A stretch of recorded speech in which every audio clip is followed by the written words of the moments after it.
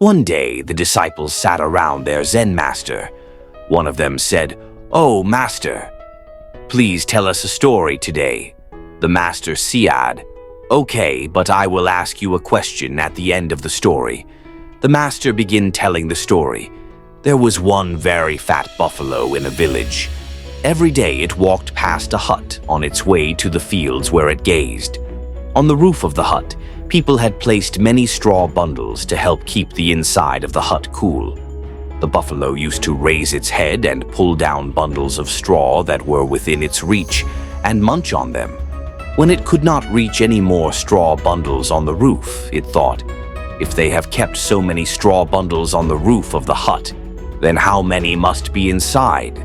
But alas, the window of the hut was closed, and the buffalo could not see what was inside. One day, as it was on its way to the fields, the buffalo's eyes sparkled in astonishment. The window of the hut was open.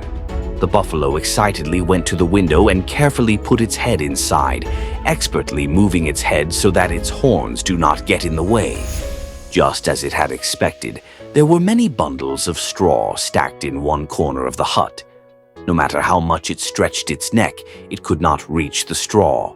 So now it tried to squeeze its body in through the same window.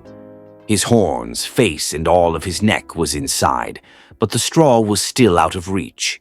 Slowly, it brought its front legs inside the hut. It pressed its legs on the wall and pulled its body in.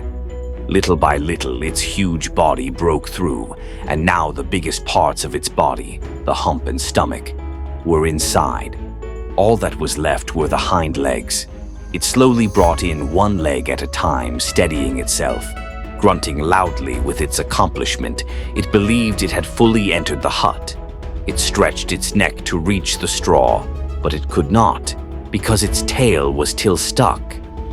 The master stopped his story here. He asked, "Is this story possible or not?" The disciples said, "This is not at all possible. The smallest part of buffalo is its tail.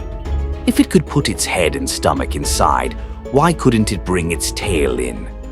To which the master said, "There are many buffaloes amongst you, even though you have left everything material behind you and are living a life of difficulty and renunciation. Some of you are still hanging to that one tiny, bitter, negative experience or memory from your past, like the tail of the buffalo. Let go. Set yourself free."